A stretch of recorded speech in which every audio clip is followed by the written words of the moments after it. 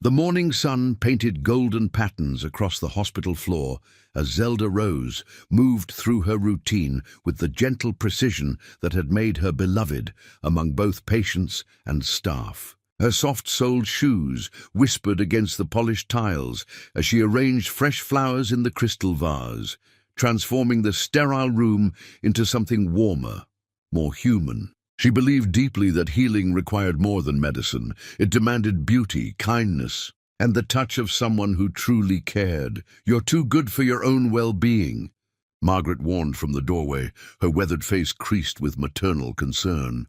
The head nurse had watched countless idealistic young women enter these halls, most of them eventually hardened by the realities of human suffering and ingratitude. The new patient arriving today, he's different from the others, demanding, expects the world to revolve around his whims.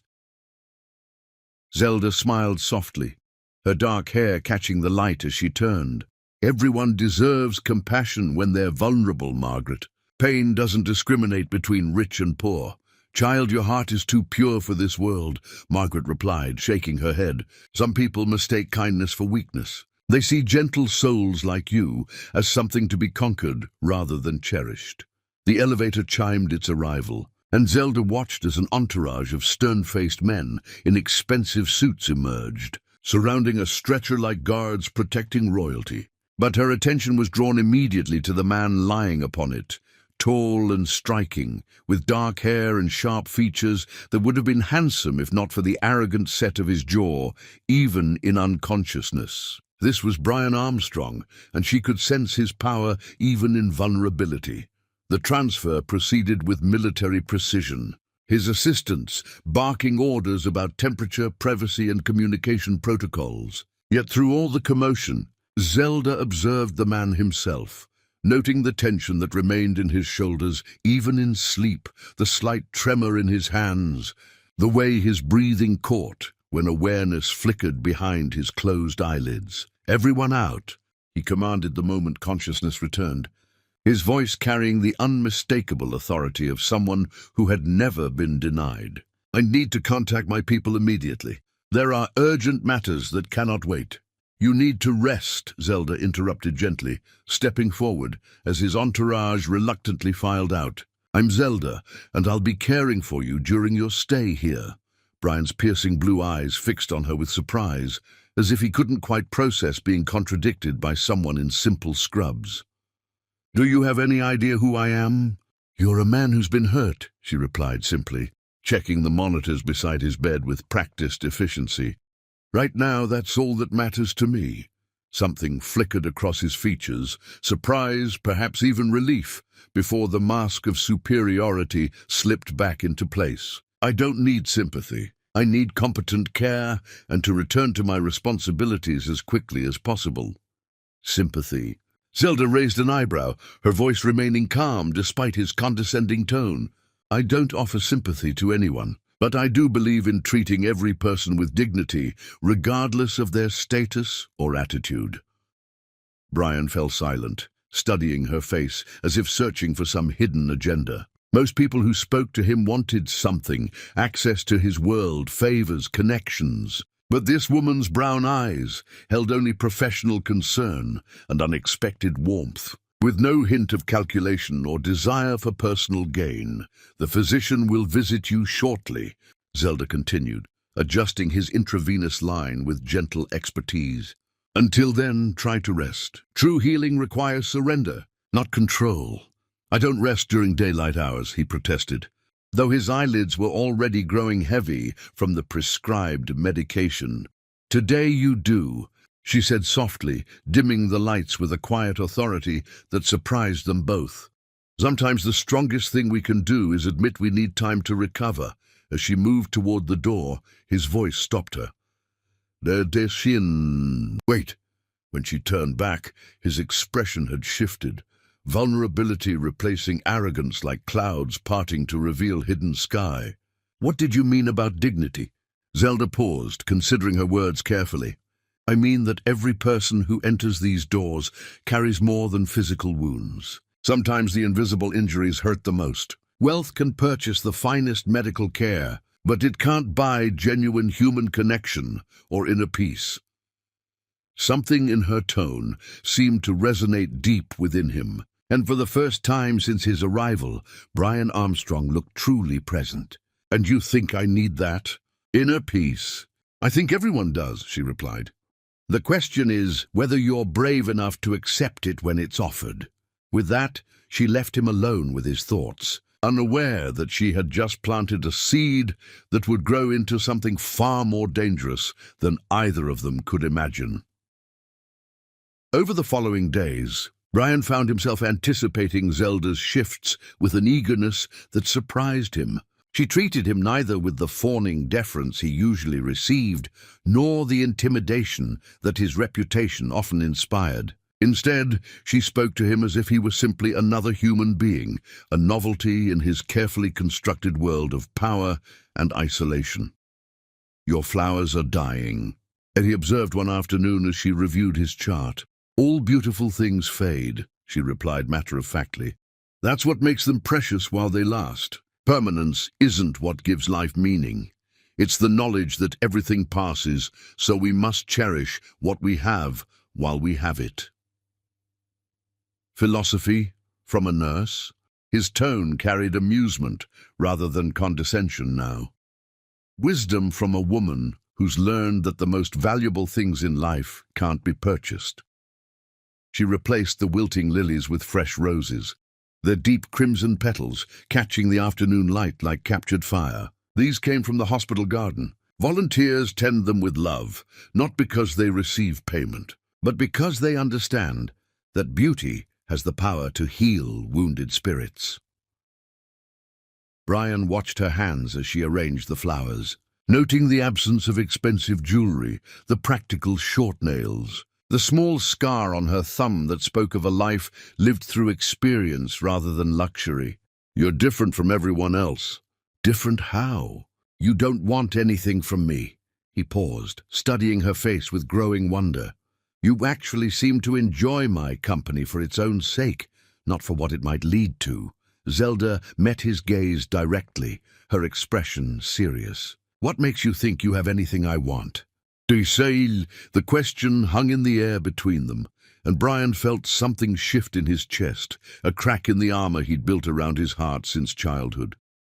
Most people who engaged with him had ulterior motives, hidden agendas, carefully calculated approaches designed to extract maximum benefit from their interaction. But this woman seemed genuinely content to simply be present with him, to offer her time and attention as gifts rather than investments. "Most people want my influence, my connections, my access to power."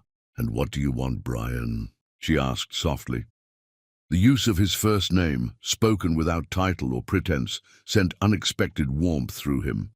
Nobody had asked him what he wanted in longer than he could remember.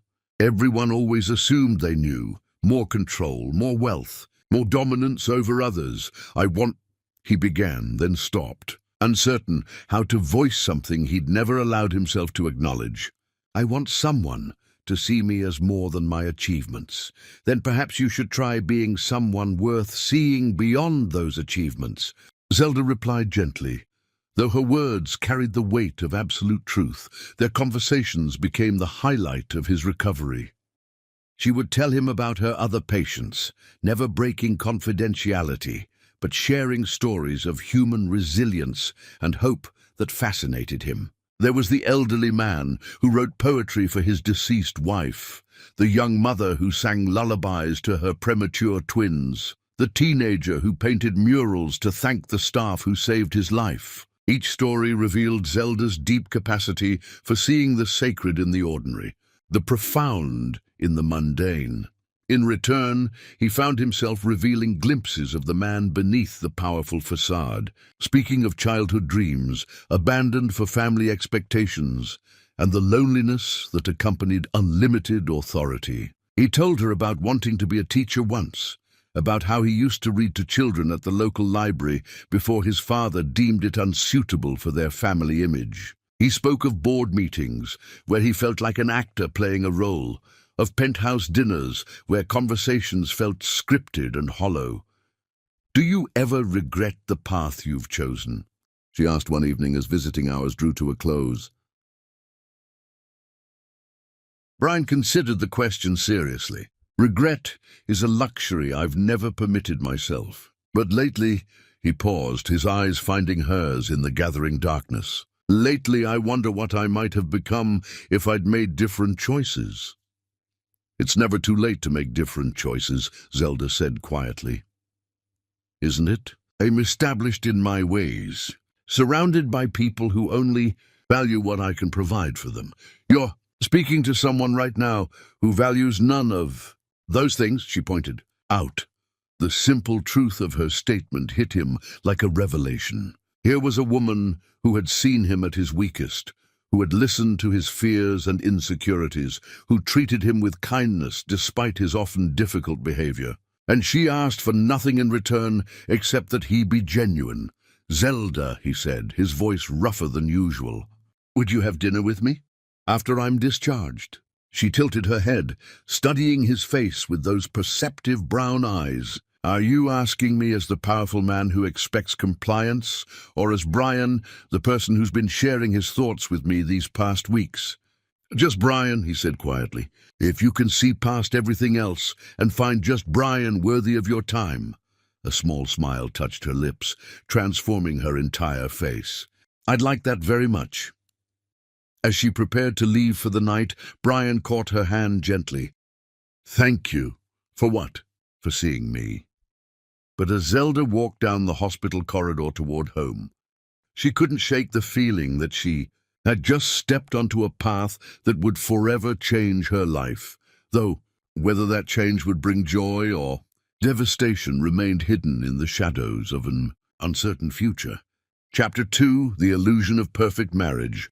Zelda stood before the mirror in her modest apartment, hardly recognizing the woman staring back at her. The emerald silk dress Brian had chosen brought out the gold flecks in her brown eyes, and the diamond necklace resting against her throat caught the light like captured stars. Yet beneath the luxury, she remained fundamentally unchanged, the same woman who had seen past his wealth to find the lonely soul hiding beneath.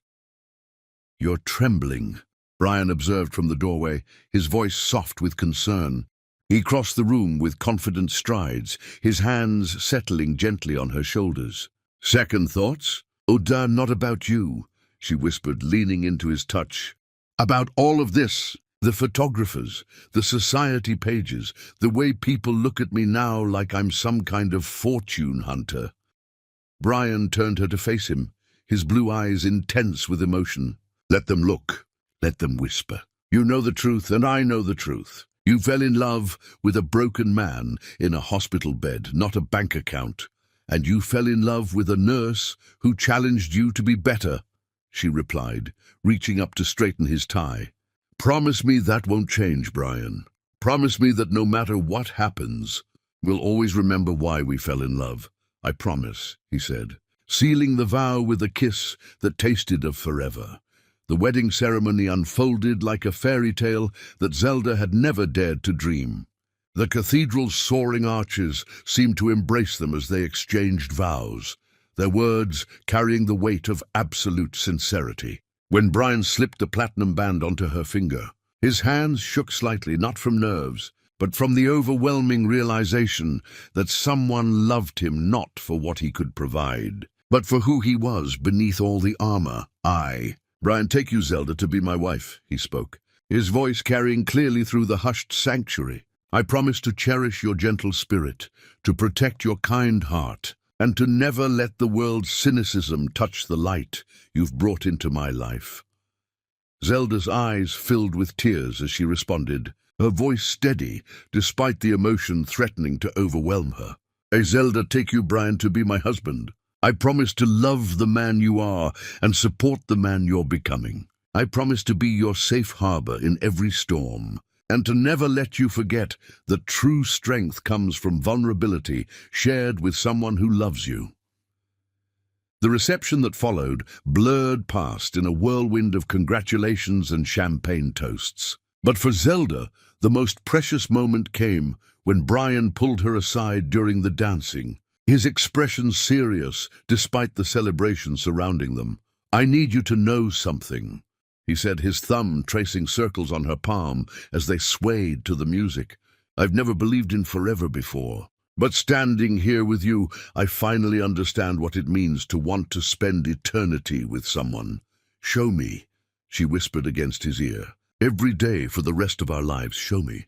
Their honeymoon passed like a dream, painted in shades of azure and gold. Away from the pressures of his world, Brian revealed sides of himself that Zelda had only glimpsed during their courtship. He laughed freely, his guard completely down, as they explored ancient ruins and shared quiet moments watching the sunset paint the sea in brilliant colors. I could stay here forever, he murmured one evening as they sat on their villa's terrace. Zelda curled against his side. We could, she agreed softly, but running away isn't living. We have to take this feeling back with us and make it part of our real life. You're right, he said, pressing a kiss to the top of her head. We'll build something beautiful together, won't we? Something real and lasting. The most beautiful thing of all, she promised.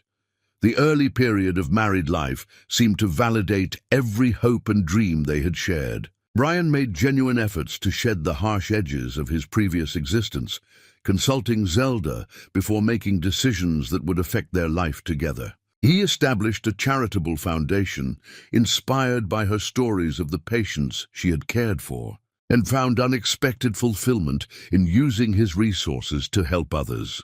You've changed me, he told her one night as they lay entwined in their bedroom, moonlight streaming through the windows. I look in the mirror now and see someone I actually like.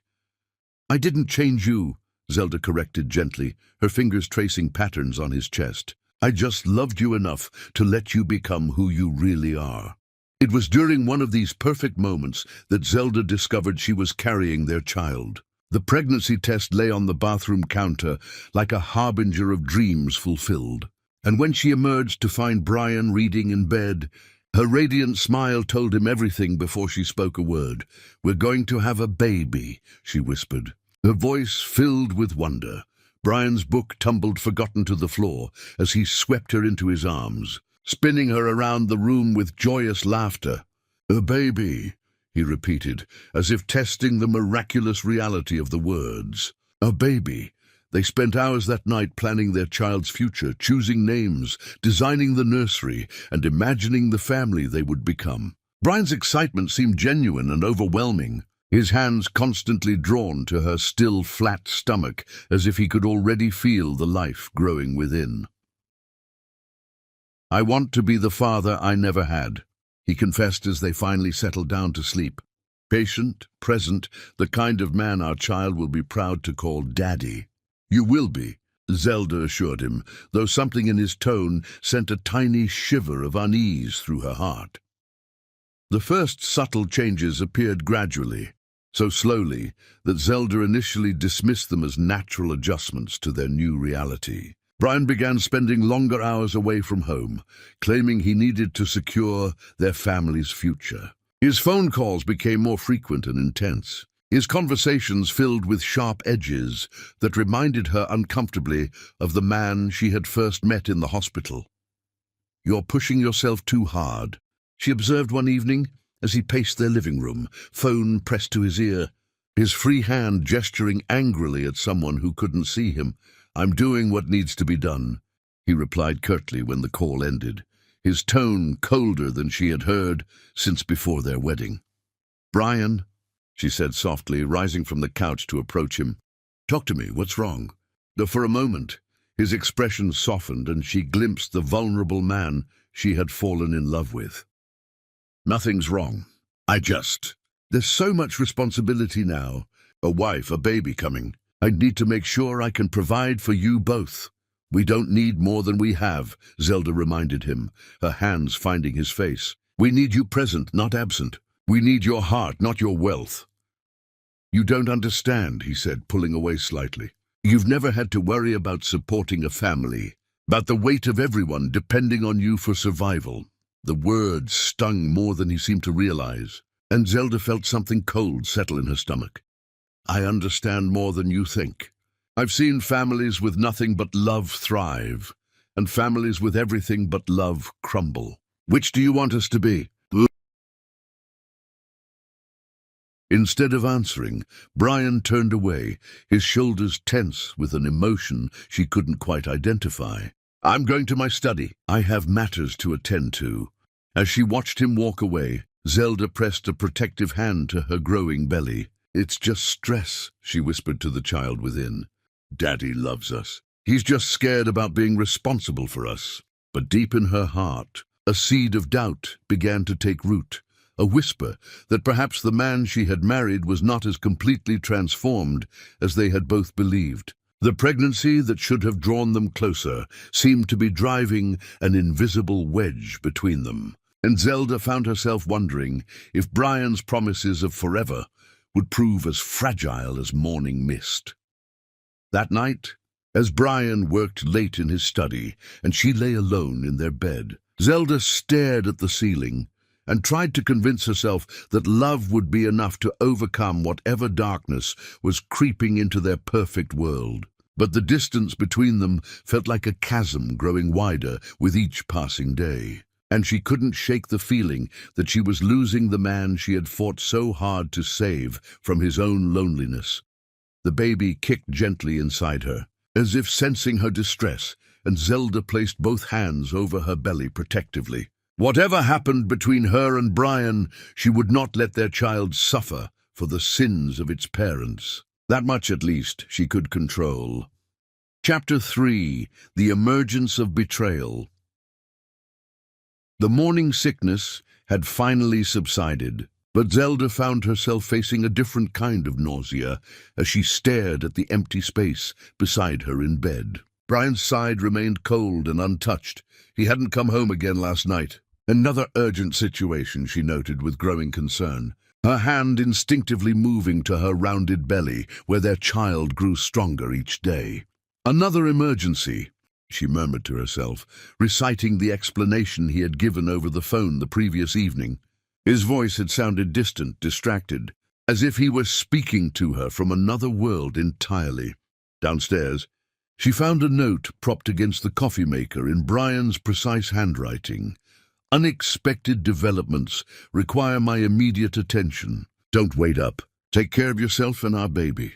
But as the formal tone made her chest tighten, when had he stopped signing his notes with words of love? When had their communications become so cold and impersonal, stripped of the warmth that had once defined every interaction between them? Margaret's words from the hospital echoed in her mind. Some people see kindness as weakness. Zelda shook her head, refusing to let doubt poison her thoughts. Brian was under pressure, that was all. The responsibility of impending fatherhood was overwhelming him, just as it would any man facing such a monumental change. The phone rang as she poured her herbal tea, and her heart leaped with hope. "Brian? Sorry to disappoint," came her sister Sarah's voice, tinged with concern. "I was calling to check on you. You sounded strange when we talked yesterday." "I'm fine," Zelda replied automatically, settling into the breakfast nook where she and Brian used to share lazy morning conversations. "Just tired." "The pregnancy, you know." "Zelda," Sarah's tone grew serious. "I saw the pictures from the charity gala last week. Brian was there without you." "I had a medical appointment," Zelda explained, though the memory still stung. She had been looking forward to the event for weeks, had even bought a new maternity dress. But Brian had insisted the appointment couldn't be rescheduled, even though she had offered to arrange it differently. "With Felicia Phillips," Sarah continued gently. "They looked close."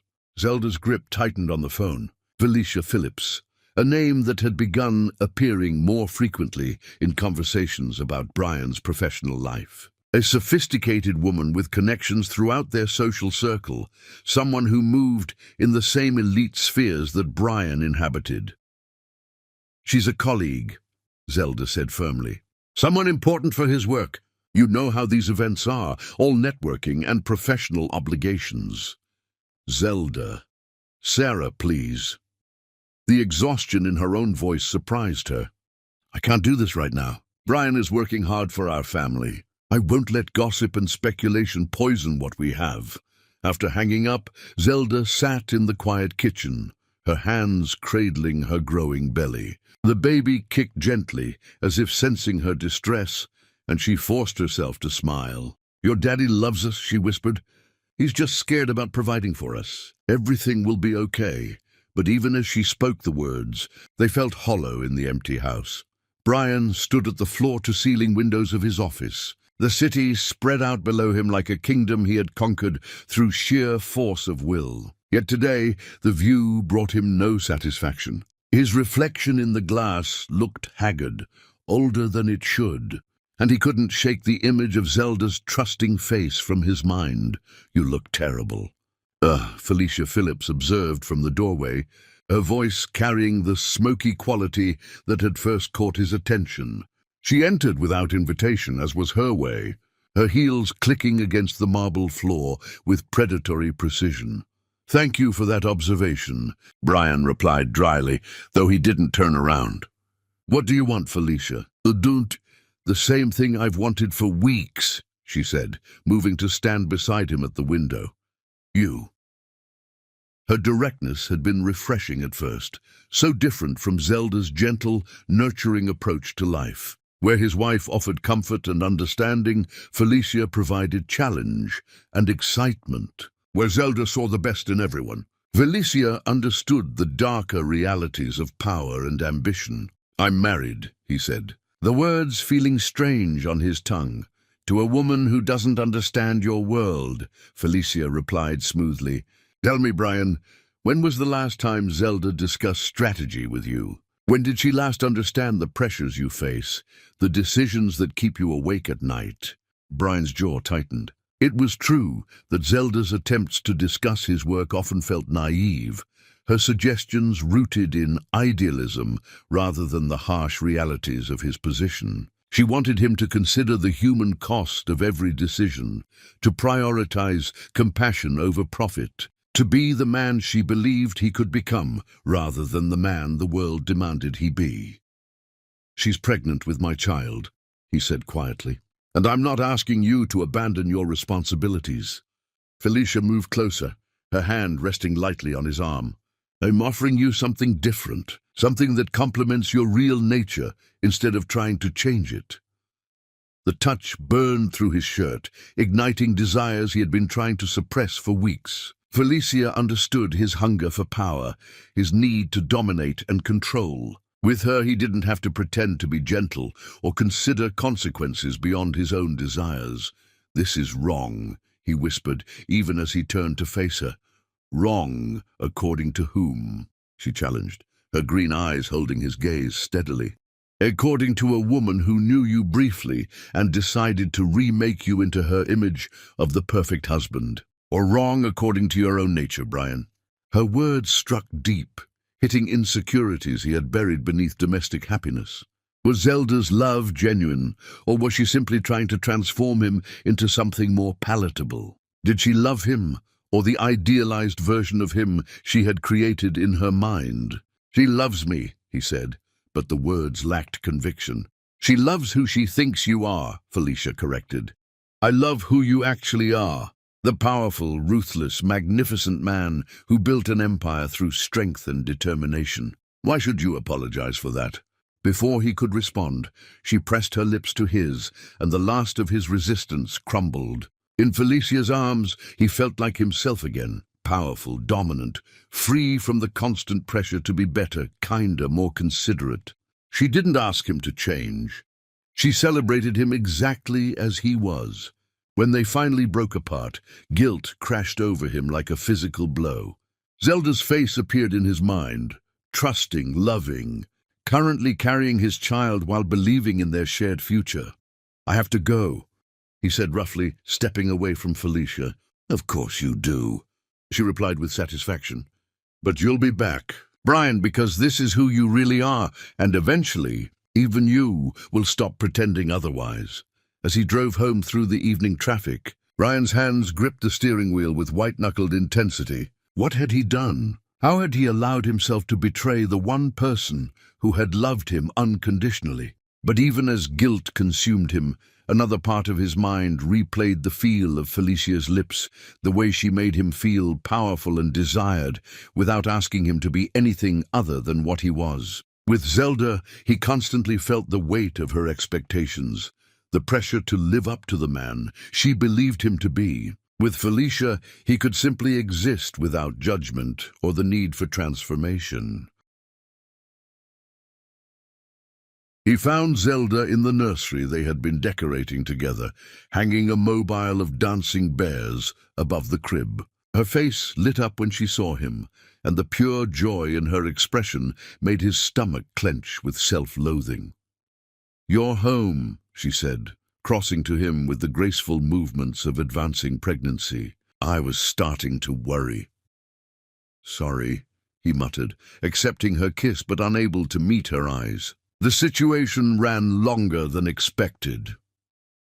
"It's okay," she assured him, her hands smoothing over his chest in a gesture that once would have comforted him, but now felt like an accusation. "I know how important your work is, but maybe this weekend we could spend some time together, just the two of us before the baby comes?" "Maybe," he said noncommittally, his mind already returning to Felicia's office, to the intoxicating freedom of being desired without conditions. As Zelda showed him the nursery decorations she had chosen, chattering excitedly about their future child, Brian nodded and made appropriate responses while his thoughts wandered elsewhere. He was already planning his next meeting with Felicia, already crafting excuses that would allow him to escape the suffocating perfection of his domestic life. That night, as Zelda slept peacefully beside him, her hand resting on her rounded belly, Brian stared at the ceiling and wondered how long he could maintain the charade of being the man she believed him to be. The web of lies was already growing more complex, and with each passing day, it became easier to choose Felicia's passionate acceptance over Zelda's conditional love. He told himself that Zelda would never know, that he could compartmentalize these two parts of his life indefinitely. But deep down, he understood that betrayal had a way of revealing itself, and that the foundation of his marriage was already cracking beneath the weight of his deception. Chapter 4. The Night of Ultimate Abandonment. The contractions started just after midnight, pulling Zelda from restless sleep with a force that made her gasp aloud. She lay still for a moment, her hand pressed against her swollen belly, timing the waves of pain that seemed to roll through her entire body with increasing intensity. "Brian," she whispered, reaching across the bed, but her fingers found only cold sheets. He hadn't come home again. Another night that his urgent obligations had kept him away from their bed, away from her, away from the child who would arrive any moment now. Another contraction gripped her, stronger this time, and she couldn't suppress the moan that escaped her lips. This was it. After all these months of waiting, their baby was finally coming. She fumbled for her phone on the nightstand, her hands shaking as she scrolled through her contacts to find Brian's number. The phone rang once, twice, 3 times before going to voicemail. His voice, professional and distant, instructed her to leave a message. "Brian, it's me," she said, trying to keep the panic from her voice. "The contractions have started. I think it's time. Please, I need you to come home. I need you with me." She hung up and waited, counting the minutes between contractions as they grew stronger and closer together. Surely he would call back immediately. Surely nothing could be more important than the birth of their child. Minutes passed, then more, then still more. Zelda called again, this time unable to keep the desperation from her voice. "Brian, please answer your phone. The baby is coming now. I'm scared and I need my husband. I need you to be here with me. Please." The silence that followed felt deafening. Between contractions, she tried every number she could think of. His office emergency line, his assistant's contact, even colleagues she barely knew. Each call went unanswered, each voicemail left hanging in the void of his deliberate absence. At his penthouse apartment across the city, Brian's phone buzzed insistently on the nightstand, but he made no move to answer it. Felicia's head rested on his chest, her auburn hair spilling across his skin like liquid fire, and her breathing had finally steadied after their passionate encounter. "Your phone," she murmured sleepily, her finger tracing lazy circles on his chest. "It can wait," he replied, his arm tightening around her waist. "Everything can wait. What if it's important?" she asked, though her tone suggested she didn't really care. Brian glanced at the screen, seeing Zelda's name and photo illuminated in the darkness. His pregnant wife's face smiled back at him, a picture from their honeymoon when everything had seemed possible, when he had believed he could be the man she wanted him to be. "It's not important," he said, reaching over to turn the phone face down. "Nothing is more important than this moment." Felicia smiled and pressed her lips to his throat. "I love how decisive you are, how you prioritize what really matters." "You matter," he whispered against her hair. "This matters. Everything else is just obligation." Even as he spoke the words, something twisted in his chest, a feeling he quickly pushed away. He had made his choice. He had chosen passion over duty, desire over responsibility, the intoxicating freedom Felicia offered over the suffocating expectations of marriage and fatherhood. Back in their bedroom, Zelda struggled to her feet as another contraction nearly brought her to her knees. The pain was becoming unbearable, and she knew she couldn't wait much longer. With trembling fingers, she called her doctor, who confirmed what she already knew. It was time to get to the hospital. "Is your husband available to drive you?" Dr. Martinez asked kindly. Zelda closed her eyes, fresh tears streaming down her cheeks. "He's unavailable. I'll call a cab." "Zelda, you shouldn't be alone for this. I'll be fine," she interrupted, though her voice broke on the words. "I'll be fine." The cab ride to the hospital blurred past in a haze of pain and disbelief. How could Brian not be answering his phone? How could he not be here for the most important moment of their lives? She continued calling him, even as the contractions grew stronger, leaving increasingly desperate voicemails that went unheard. "Brian, I'm at the hospital now. The baby is coming fast and I'm terrified. Please, I'm begging you, come to me. I can't do this alone. I need you. Your child needs you. Where are you?" The admission process became a blur of questions she could barely focus on answering between waves of pain. When the nurse asked for her emergency contact, she gave Brian's number with a confidence that felt increasingly hollow. "We'll keep trying to reach him," the nurse assured her as they moved her to the delivery room. "I'm sure he'll be here soon." But as the hours passed and labor intensified, it became clear that Brian would not be coming. Zelda found herself surrounded by medical professionals who offered clinical support, but couldn't fill the aching void where her husband should have been. "I can see the head," Dr. Martinez announced, her voice filled with excitement. "You're doing beautifully, Zelda. Your baby is almost here." "Is he? Has my husband?" Zelda gasped between pushes, still clinging to the hope that Brian would appear at the last moment. "Focus on your baby," the doctor said gently. "You're incredibly strong, and you can do this."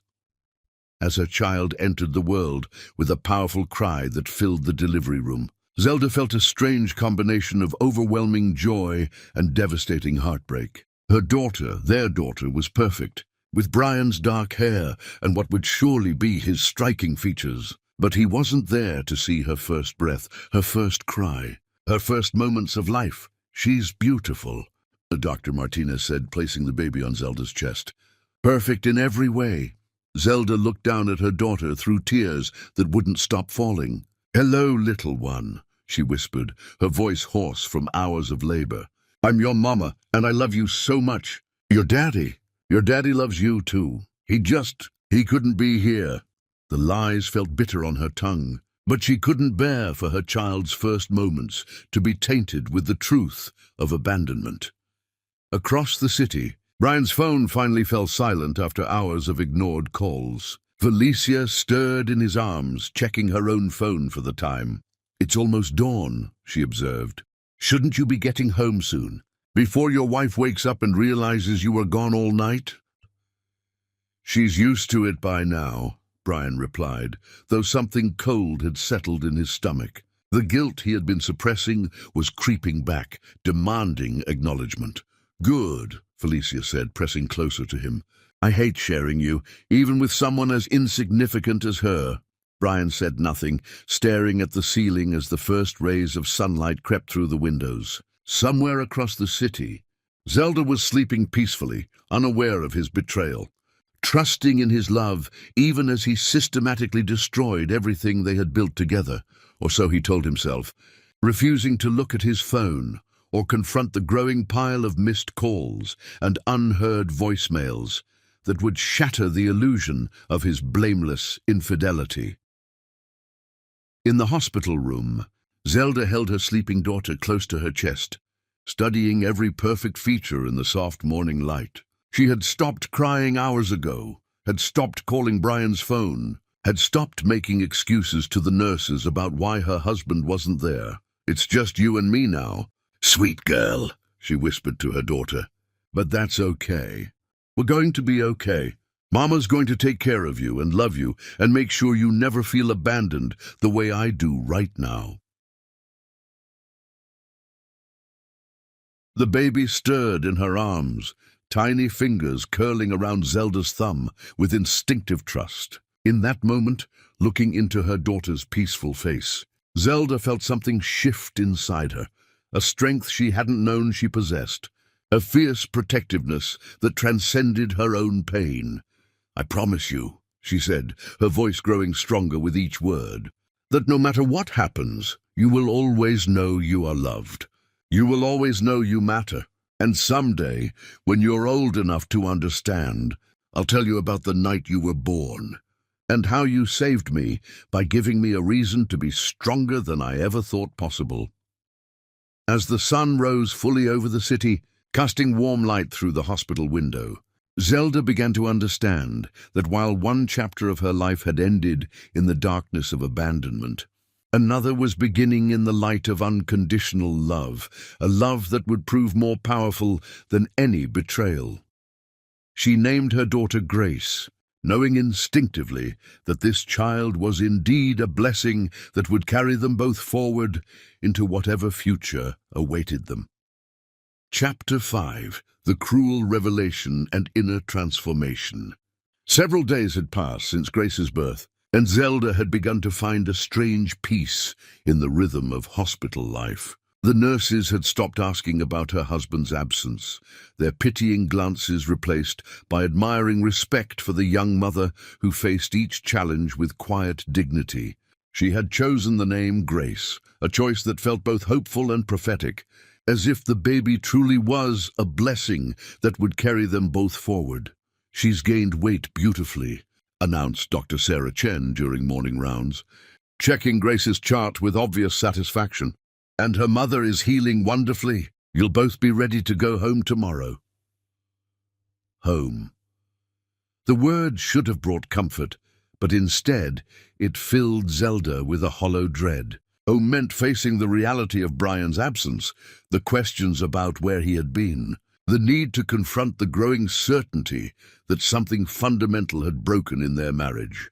As if summoned by her darkest thoughts, a commotion in the hallway drew her attention. Through the partially open door, she could see a woman approaching her room, tall, elegant, with auburn hair that caught the light like burnished copper. Even from a distance, Zelda recognized her from the society pages, Felicia Phillips, the woman whose name had begun appearing too frequently in conversations about Brian's professional life. Felicia entered without knocking, her designer heels clicking against the linoleum floor with predatory precision. She wore a cream-colored suit that probably cost more than most people's salary, and her smile held all the warmth of winter frost. "Well, well," Felicia said, her voice carrying a mockingly sweet tone. The little mother, all alone with her baby.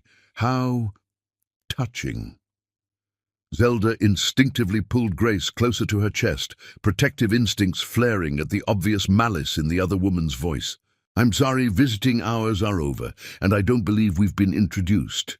"Oh, but we have so much in common," Felicia replied, settling uninvited into the chair beside the bed. "We both know Brian Armstrong quite intimately, though I suspect my knowledge is rather more current than yours." The words hit Zelda like a physical blow, but she forced her expression to remain calm. "I don't know what you're implying." "I'm not implying anything, darling. I'm stating facts." Felicia examined her manicured nails with affected boredom. "Brian has been sharing my bed for some time now. But I suppose you already suspected that, didn't you? All those late nights, all those urgent obligations that couldn't wait?" Zelda's arms tightened around Grace, who stirred restlessly, as if sensing her mother's distress. "You're lying." "Am I?" Felicia's green eyes glittered with cruel amusement. "Just nights ago, while you were here screaming in labor, he was in my apartment, making love to me with more passion than I imagine he's ever shown you. He turned off his phone, you know. Said nothing was more important than being with me." The words carved through Zelda's heart like shattered glass, each syllable precisely calculated to inflict maximum damage. She felt the blood drain from her face, her hands trembling as she fought to maintain some semblance of composure. "I don't believe you," she whispered, though the protest sounded hollow even to her own ears. Felicia laughed, a sound like crystal breaking. "Believe what you want, sweetheart, but the truth doesn't change because you refuse to see it. Brian chose me that night. He chose passion over duty, excitement over obligation. He chose a real woman over a naive little girl playing house." "Get out," Zelda said quietly, her voice barely audible. "Oh, I will. I just wanted to see you for myself, to understand what I was competing with." Felicia stood, smoothing down her skirt with deliberate slowness. "I must say I'm not impressed. I can see why Brian was so easily persuaded to look elsewhere for real companionship." She moved toward the door, then paused, delivering her final blow with surgical precision. "You should know that he's never mentioned you to me, not once. It's as if you and your little mistake don't even exist in his world. How does it feel to love someone so completely while being so utterly forgettable to them?" After Felicia left, Zelda sat in stunned silence, her daughter sleeping peacefully in her arms, oblivious to the destruction that had just been wrought. The cruel words echoed in her mind, each one confirming suspicions she had tried desperately to suppress. Brian's absence during labor wasn't an oversight or a failure of communication. It was a deliberate choice, a conscious decision to prioritize another woman over his wife and child. The tears came slowly at first, then in great shuddering sobs that seemed to tear from the very depths of her soul. She had been such a fool, clinging to the fantasy of their love, while he systematically dismantled their marriage. The man she had fallen in love with in that hospital room, had he ever really existed, or had she simply imagined the vulnerability and tenderness she thought she saw? "Mrs. Armstrong?" The gentle voice made her look up through her tears. Dr. Tim Rooney stood in the doorway, his kind face creased with concern. She had met him briefly during her stay, a respected physician who had consulted on Grace's care, though pediatrics wasn't his specialty. He was distinguished-looking, with graying temples and warm brown eyes that seemed to see too much. "I'm sorry," she said quickly, wiping her face with the back of her hand. "I didn't mean to—" "You have nothing to apologize for," he said, stepping into the room and closing the door behind him. "I couldn't help but overhear some of what that woman said to you. No one should have to endure such cruelty, especially not when you're recovering from childbirth." "It doesn't matter," Zelda replied, though her voice cracked on the words. "She was just telling the truth." Tim moved closer, his expression gentle but serious. "May I sit?" When she nodded, he settled into the chair Felicia had vacated, his presence somehow making the room feel safer, warmer. "I've been a doctor for many years," he said quietly. "I've seen families at their best and their worst, watched love triumph and watched it fail. But I've rarely seen someone display the strength and grace you've shown these past few days." "I don't feel strong," Zelda admitted, her voice barely above a whisper. "I feel like I'm falling apart, Strength isn't the absence of pain, Tim replied. It's the choice to keep going despite it. You've been alone for days, caring for your newborn daughter, and you haven't once let her see your suffering. That's not weakness. That's extraordinary courage. Something in his tone made her look up, meeting his eyes for the first time. There was no pity there, no judgment, only a deep, abiding kindness that reminded her of the way she used to look at her patients when she worked at the hospital. "Why are you being kind to me?" she asked. "You barely know me. Because kindness shouldn't require justification," he said simply. "And because I recognize something in you, a strength that hasn't been broken, even by betrayal. You're going to survive this, Zelda. More than that, you're going to thrive." The certainty in his voice sparked something deep within her, a tiny flame of possibility in the darkness of her despair. "How can you be so sure?" "Because I've watched you these past few days. I've seen how you talk to your daughter, how you've handled every challenge with dignity and determination. That's not learned behavior. That's who you are at your core. And no one can take that away from you, no matter how badly they hurt you." Grace stirred in her arms, making small sounds of contentment, and Zelda looked down at her daughter's perfect face. In that moment, she felt something shift inside her, not healing, not yet, but a recognition of her own power. She had created life, had brought this beautiful child into the world despite abandonment and betrayal. If she could do that, what else might she be capable of? "Thank you," she said to Tim, and for the first time in days, she meant it completely. "You don't need to thank me. Just remember what I said. This is your beginning, not your ending." After he left, Zelda sat alone with her daughter, feeling as if she was seeing her situation clearly for the first time. The pain was still there, sharp and immediate, but beneath it lay something else, a steely determination that surprised her with its intensity. "Did you hear that, sweet girl?" she whispered to Grace. "We're going to be okay. Better than okay. Your mama is going to make sure of it." Outside her window, the sun was setting over the city, painting the sky in shades of gold and crimson. Tomorrow they would leave this place and face whatever came next. But tonight, in this quiet moment, Zelda made a promise to herself and her daughter that would change everything. She would not be a victim. She would not be forgotten. And someday, somehow, she would make sure that Brian Armstrong understood exactly what he had lost when he chose betrayal over love. The transformation had begun, sparked by cruelty but nurtured by the kindness of a stranger who saw her worth even when she struggled to see it herself. In Grace's innocent trust and Tim's quiet encouragement, Zelda found the foundation for rebuilding not just her life, but her very sense of self. She was no longer just Brian's abandoned wife. She was Grace's mother, and that role would demand everything she had to give and more than she knew she possessed. Chapter 6. The Reconstruction of Life and Purpose.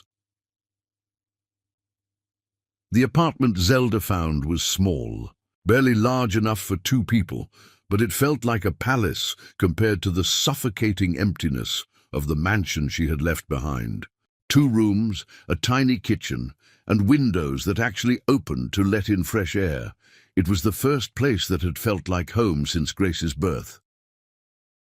"Are you sure about this?" asked Sarah, her sister, as she helped arrange the few belongings Zelda had taken from her marriage. "It's not too late to reconsider. Maybe Brian will come around, maybe—" "He's had plenty of time to come around," Zelda interrupted gently, folding Grace's tiny clothes into the dresser drawer.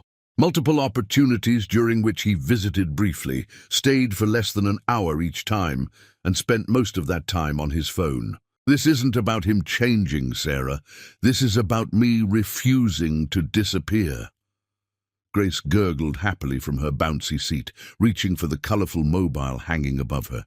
She was already showing signs of her father's striking features: dark hair, intense eyes that seemed to take in everything around her. But her smile, Zelda noted with fierce pride, was entirely her own. "You don't have to do this alone," Sarah said softly. You could move in with David and me at least until you get back on your feet. I need to do this alone, Zelda replied, surprising herself with the conviction in her voice. I need to know that I can.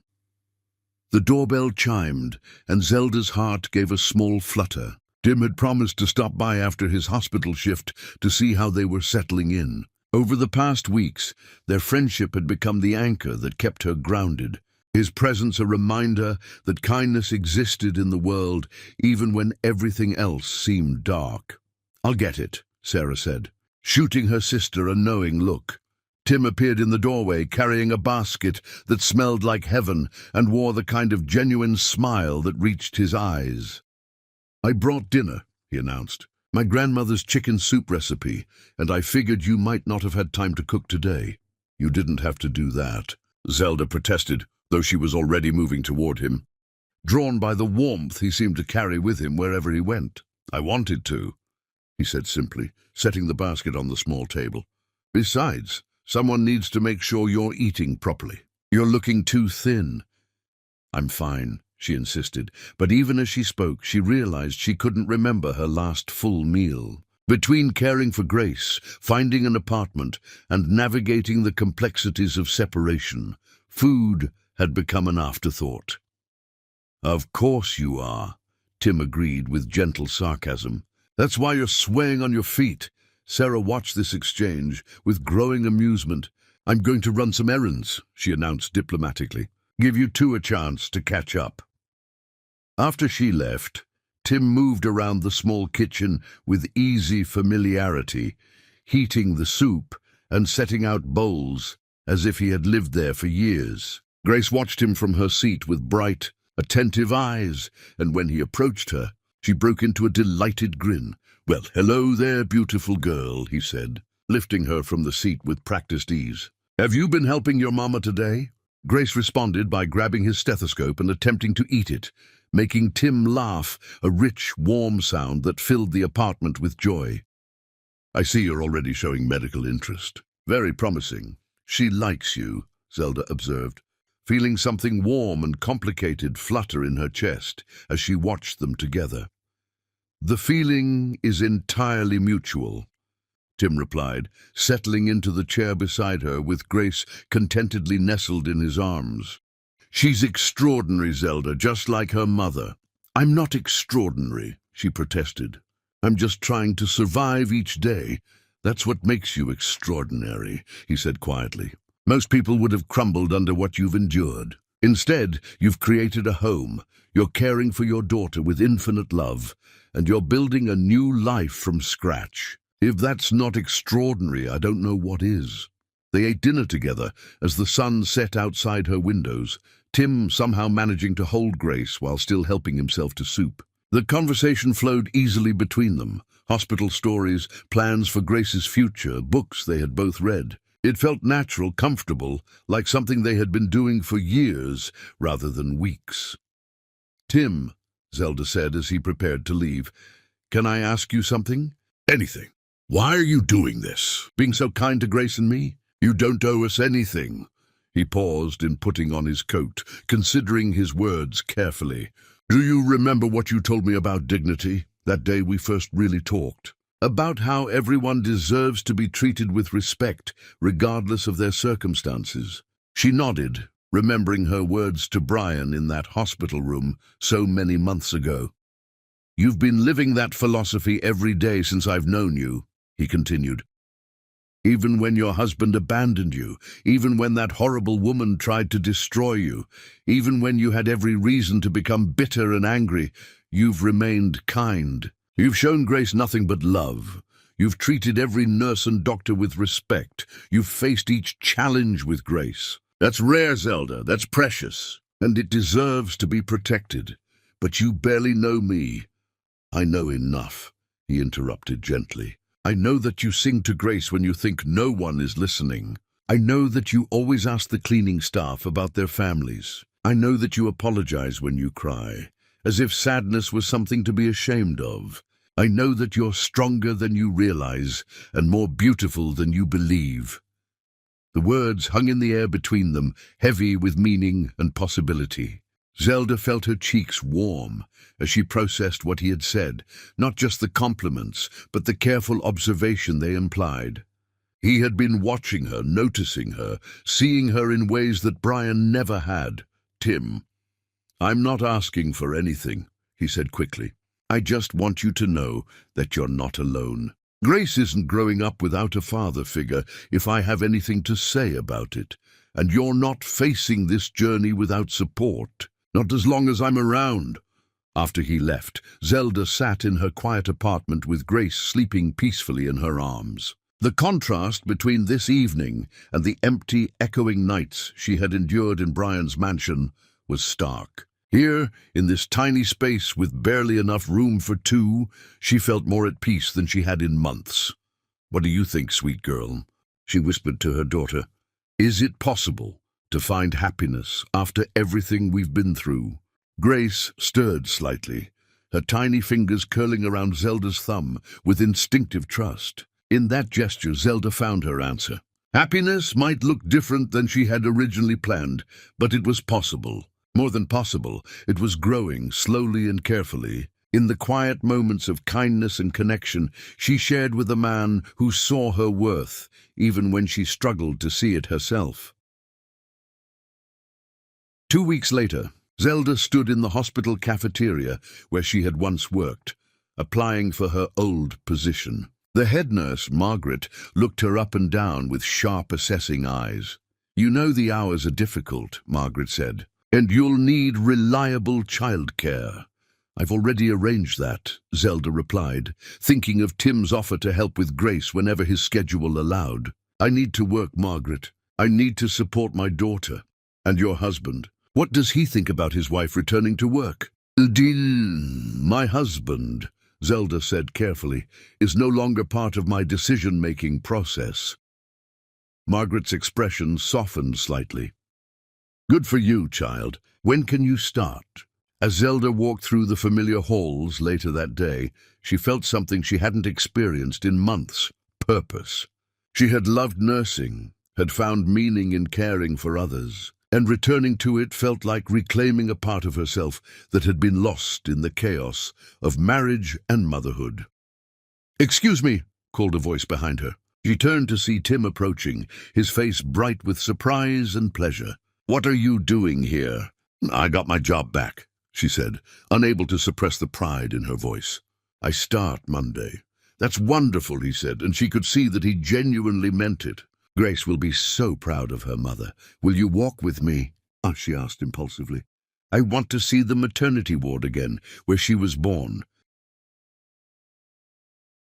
As they walked together through the hospital corridors, Tim's hand occasionally brushing hers, Zelda realized that this was what rebuilding looked like. Not grand gestures or dramatic transformations, but small steps toward independence, quiet moments of connection, and the growing certainty that she deserved better than abandonment and betrayal. Behind them, neither noticed Brian Armstrong standing in the executive wing, watching through the glass partition as his estranged wife laughed at something the doctor said to her. For the first time since their separation began, he felt the sharp sting of jealousy, recognizing too late what he had thrown away in his pursuit of meaningless passion. Chapter 7. The Contrast of True Character. The crystal chandelier cast dancing shadows across the ballroom as Brian Armstrong adjusted his black tie, his reflection in the gilt-framed mirror showing a man who appeared to have everything and felt utterly empty. Tonight's charity gala was another opportunity to display his wealth and status, another chance to remind society of his power and desirability. "You look magnificent," Felicia purred, sliding up behind him in a dress that cost more than most people's cars. The deep emerald silk clung to her curves like liquid sin, and her smile held the satisfied gleam of a woman who believed she had won the ultimate prize. "We look magnificent," Brian corrected, though his tone lacked enthusiasm. "Power couple of the year, or so the society pages will say tomorrow." "As they should," she replied, her fingers straightening his collar with possessive precision. "We command attention wherever we go. People want to be us, Brian. They want what we have." what we have." The phrase echoed in his mind as they made their grand entrance into the ballroom, heads turning and whispers following in their wake. But what did they have, really? Passion, certainly. Sexual chemistry that burned bright and hot. The satisfaction of mutual ambition and shared hunger for the finer things in life. But as the evening progressed, Brian found himself watching the other couples at the gala with unexpected attention. There was Senator Harrison, dancing with his wife after decades of partnership, their movements perfectly synchronized. Judge Martinez, laughing at something his husband whispered in his ear, their connection so natural it seemed to radiate warmth. "Stop staring at the peasants," Felicia hissed in his ear as they paused near the champagne fountain. "You're supposed to be charming the Pemberton family.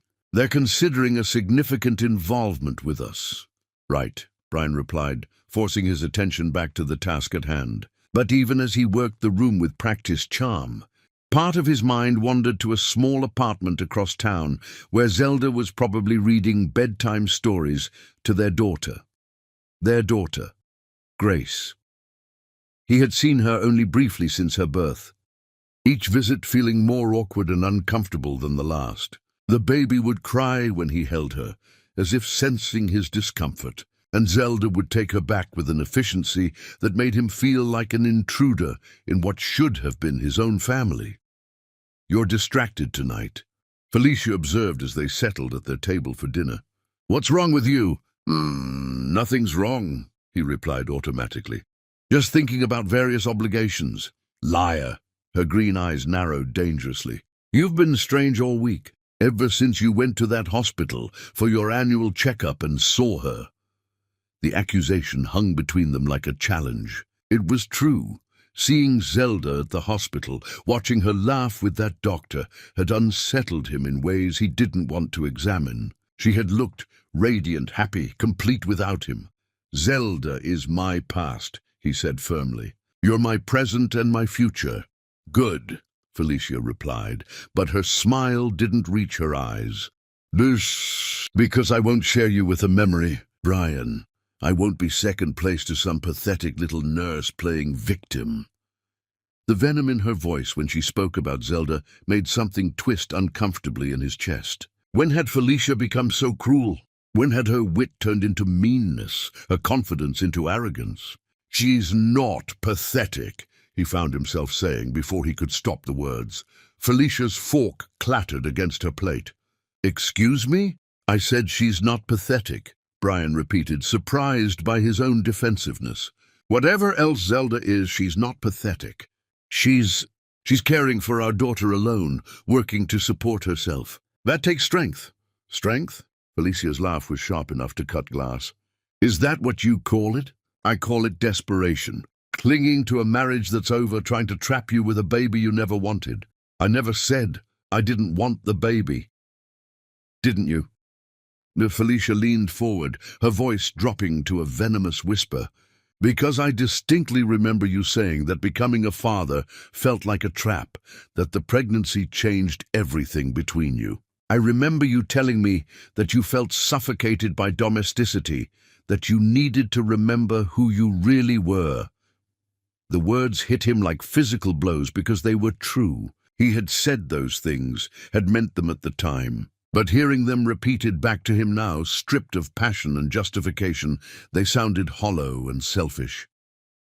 "That was different," he said weakly. "I was confused, overwhelmed."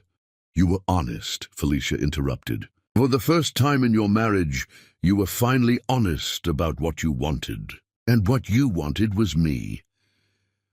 The rest of the evening passed in a blur of forced smiles and mechanical conversations. Brian played his part perfectly, the successful man with his stunning companion. But something fundamental had shifted. Every laugh felt hollow. Every touch from Felicia felt calculating. Every compliment felt like manipulation. It was nearly midnight when they returned to his penthouse, and Felicia wasted no time in pressing herself against him, her hands already working at his shirt buttons. "I've been thinking about this all night," she breathed against his throat.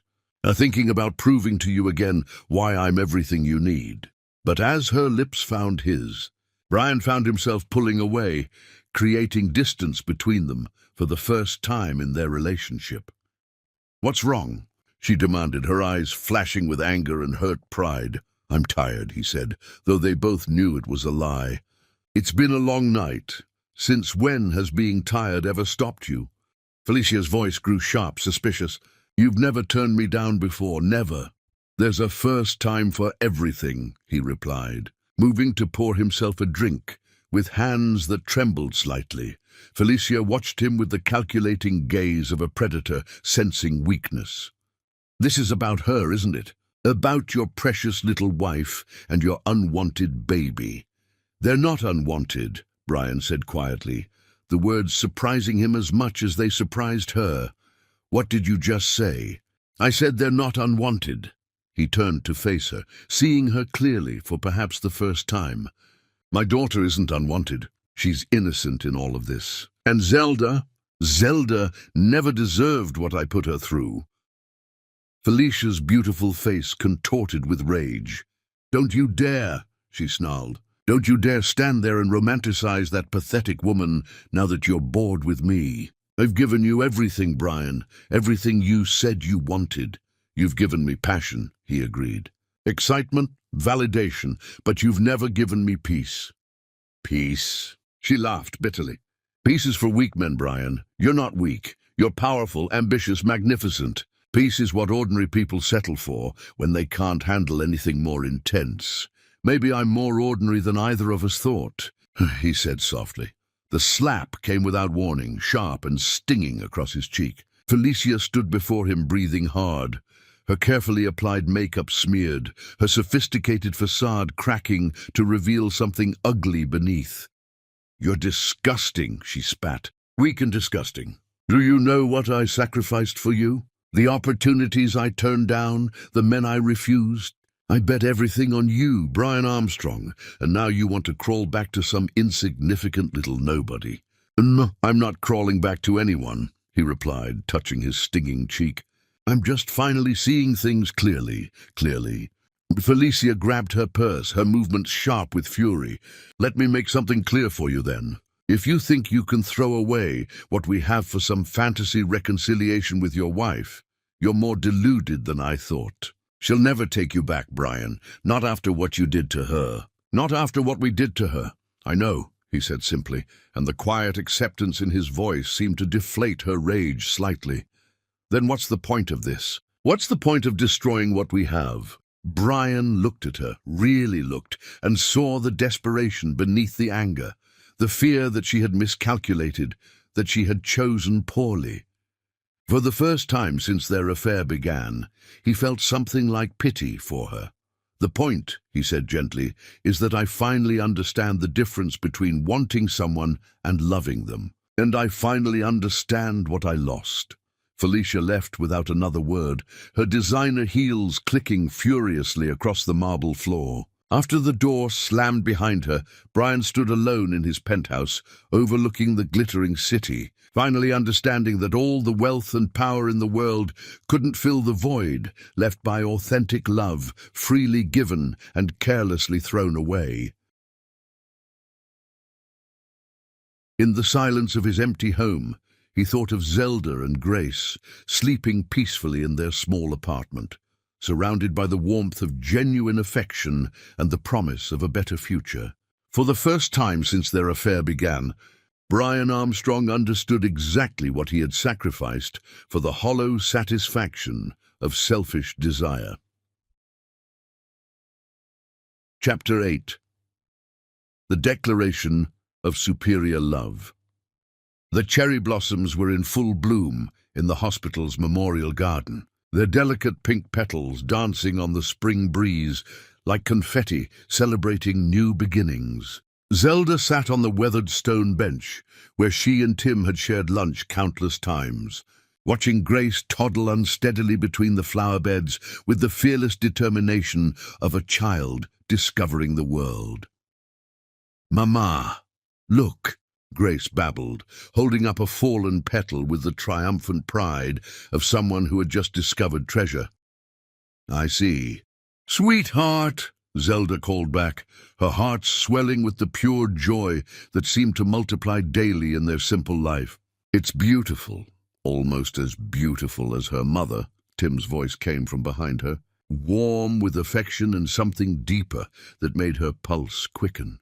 She turned to find him approaching with coffee from the hospital cafeteria and a smile that never failed to make her feel like the most important person in the world. Over the months, she had grown to depend on these quiet moments together, stolen between his surgeries and her shifts, where they could simply exist as Tim and Zelda rather than doctor and nurse.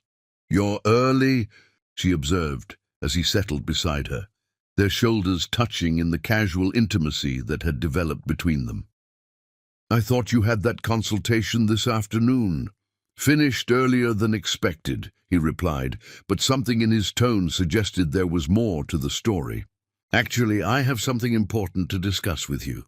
Before she could ask what he meant, Grace came running toward them with her peculiar toddler gait, her arms outstretched and her face bright with excitement. Tim caught her effortlessly, lifting her high in the air until she squealed with delight.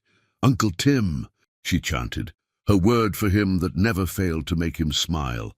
Though she had never called Brian Daddy, she had taken to Tim instantly, as if recognizing in him the father figure she had been missing.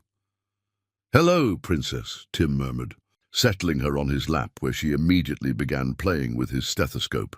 "Have you been helping your mama today?" "Always," Grace replied solemnly, then promptly forgot about the conversation as a butterfly caught her attention. Watching them together, Zelda felt the familiar tightness in her chest that had nothing to do with sadness and everything to do with the growing realization that this man had become essential to both her and her daughter's happiness. He had never once made her feel like a burden or a charity case. Instead, he had somehow made their little family feel complete. "Zelda," Tim said softly, his voice carrying an unusual nervousness that immediately captured her attention. "There's something I need to tell you. Something I should have told you from the beginning." "What is it?" she asked, noting the way his free hand fidgeted with something in his jacket pocket. "I haven't been entirely honest with you about who I am," he began, his eyes meeting hers with an intensity that made her heart race. "About my background, my family, my circumstances." A cold fear gripped her. "Are you married?" "No," he said quickly, understanding her panic. "Nothing like that. It's about my position, Zelda, about my family's standing and all the things I know you've been hurt by before." "I don't understand." Tim took a deep breath, as if steeling himself for a difficult confession. "My family has been involved in medical philanthropy for generations. We have hospitals, research facilities, and a charitable foundation that works internationally. I'm not just a doctor, Zelda. I'm well established, very well established." The words hung in the air between them while Zelda processed this revelation. She had known Tim was successful.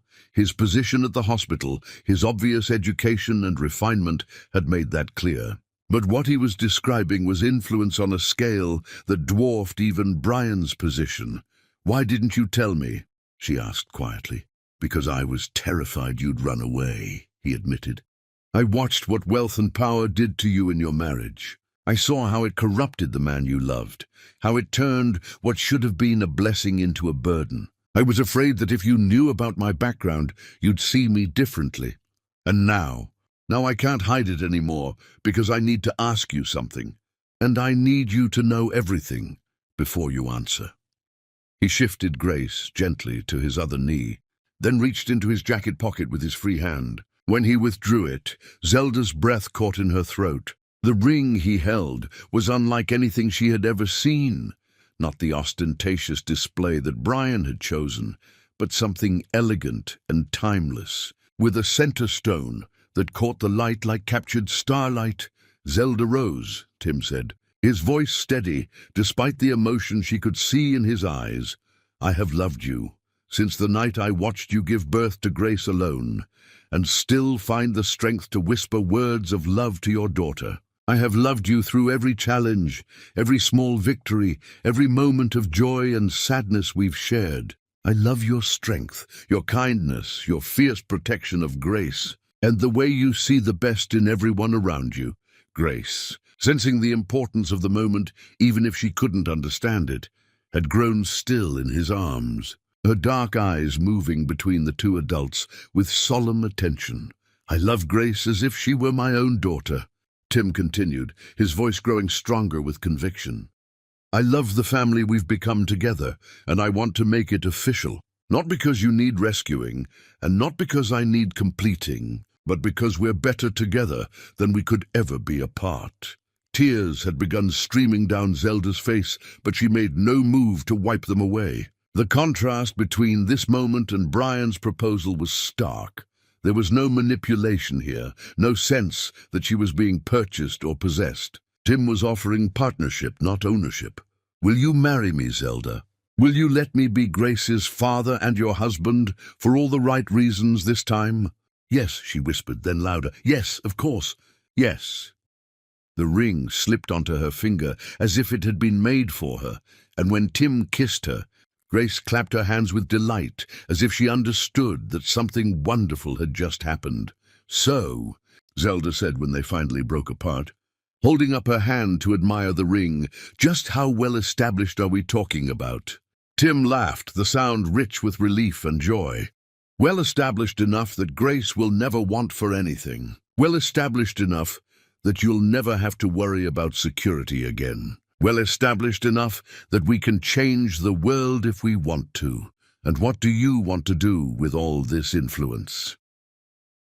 Build the best children's hospital in the country, he said without hesitation. Fund medical research that will help families like the ones you used to care for. Use it to make a difference instead of just accumulating more.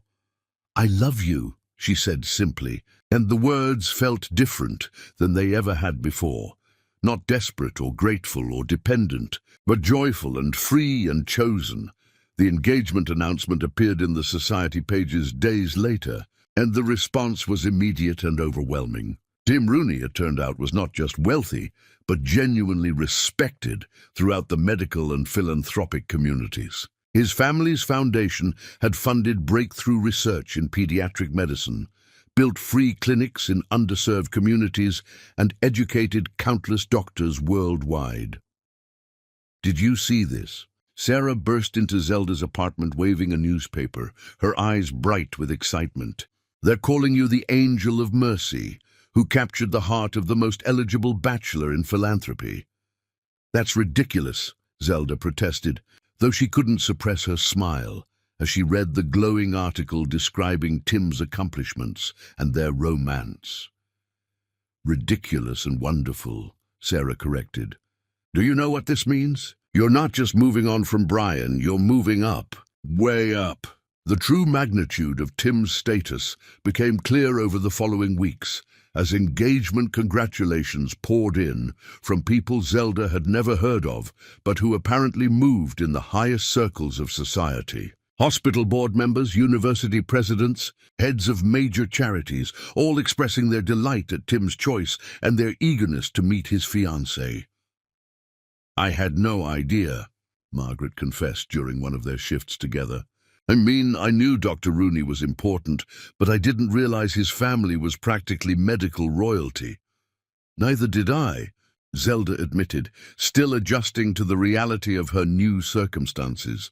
But it doesn't change who he is. It doesn't change how he treats Grace and me. No, Margaret agreed, but it sure changes how the world is going to treat you. She was right. Within days of the announcement, Zelda found herself fielding calls from journalists wanting interviews, invitations to galas and charity events, and even requests from magazines to feature their inspiring journey from heartbreak to happiness. I don't want any of this attention, she confessed to Tim one evening as they walked through his family's estate, a sprawling property that made Brian's mansion look modest by comparison. You don't have to want it, he replied, Grace riding contentedly on his shoulders. But you might find you can use it. Platform like this You could advocate for healthcare reform, single mothers, whatever causes matter to you. What if I just want to be a wife and mother? Then that's what you'll be, he said simply. But you'll be my wife and Grace's mother, which means you'll have resources to be whatever else you want to be too. That night, as they stood on the terrace overlooking gardens that seemed to stretch to the horizon, Zelda realized that her story wasn't just about moving on from betrayal. It was about discovering that love didn't have to mean limitation, that partnership could mean expansion rather than confinement. Somewhere across the city, in a much smaller penthouse, Brian Armstrong read the same newspaper article repeatedly, finally understanding the magnitude of what he had lost. Chapter 9. The Preparation for Public Vindication. The cathedral stood like a monument to eternal love, its Gothic spires reaching toward heaven as if offering prayers on behalf of all who entered seeking blessing. St. Patrick's Cathedral, the historic landmark that had witnessed the weddings of presidents, royalty and titans of industry for generations. This was where Timothy Rooney and Zelda Rose would exchange vows in the coming weeks.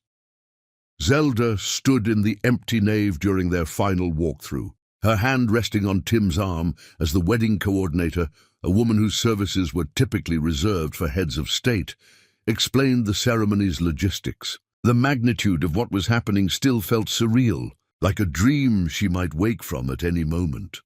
The guest list has grown extensively, Mrs. Pemberton informed them, consulting her leather-bound planner. We've had to respectfully decline numerous additional requests. The governor sends his regrets, prior engagement, but the mayor will be attending, along with several senators and the entire board of the Children's Medical Foundation. This is insane, Zelda whispered to Tim. Weeks ago, I was worried about affording Grace's daycare, and now senators are coming to my wedding. Our wedding, Tim corrected gently, squeezing her hand. And they're not coming because of the spectacle. Zelda, they're coming because they respect what our foundation has accomplished, and because they want to meet the woman who's inspired me to do even more.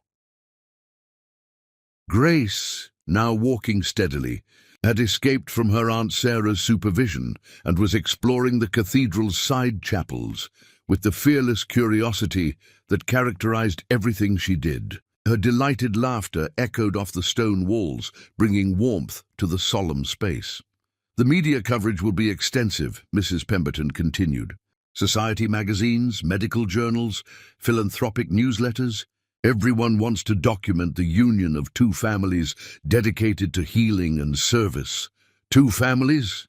Zelda asked. It's just Grace and me.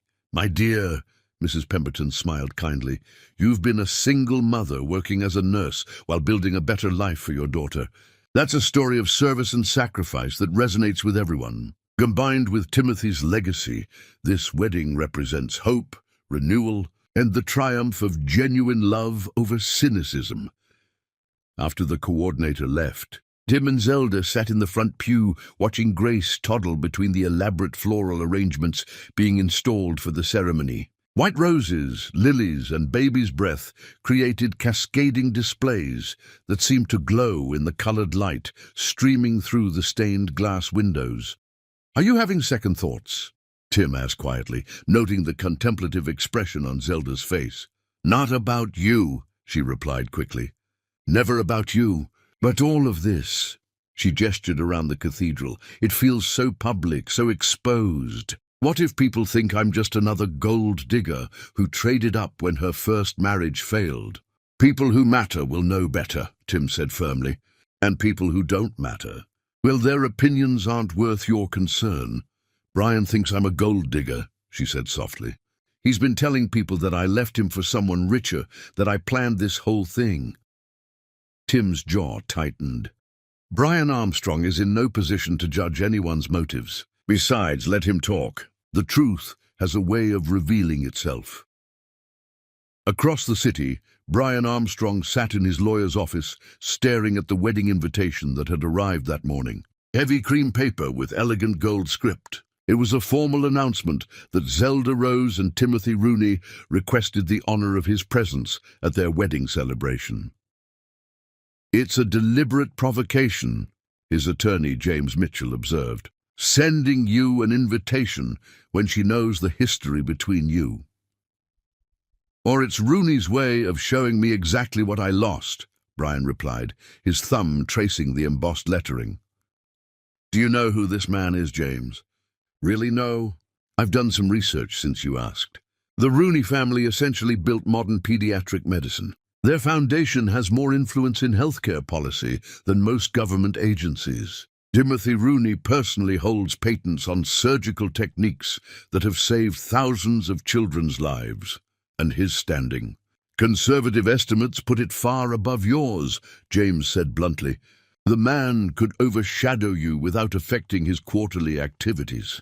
Brian felt something cold settle in his stomach. Not just wealthy, obscenely, generationally changed the world wealthy. The kind of wealth that came with genuine power and respect, rather than just influence and fear. "I have to go," he said suddenly. "Brian, I strongly advise against—" "I have to see this for myself," Brian interrupted. "I have to see her marry him." That evening, Brian found himself at Felicia's apartment, though he wasn't entirely sure why. Their relationship had been strained since his moment of clarity at the charity gala, and her welcome was noticeably cooler than it once had been. "You look terrible," she observed as she poured herself a glass of wine, pointedly not offering him one. "What fresh crisis is consuming you now?" "Zelda's getting married," he said simply. Felicia's laugh was sharp and bitter. "Of course she is. Let me guess. Some middle-aged doctor with a savior complex who thinks he's rescuing the poor abandoned wife. Timothy Rooney."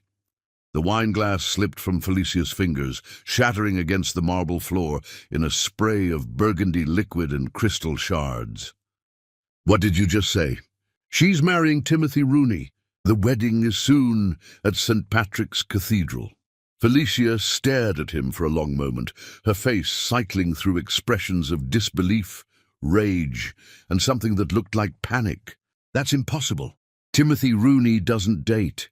He certainly doesn't marry random nurses with illegitimate children." "Apparently he does." "No," Felicia said firmly, beginning to pace. "No, this is some kind of mistake, some elaborate lie. I've been trying to get an introduction to Timothy Rooney for years.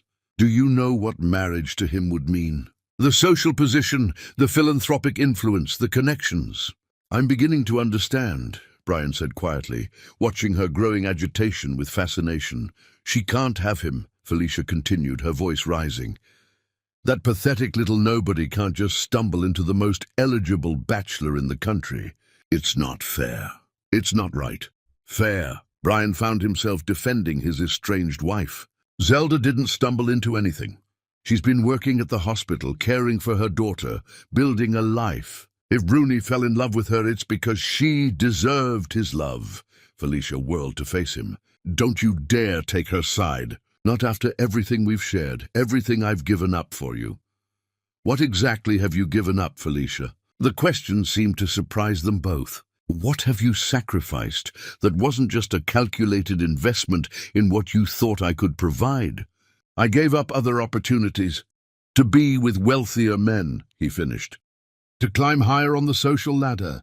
"You never gave up anything for me, Felicia. You gave up things for what you thought I represented."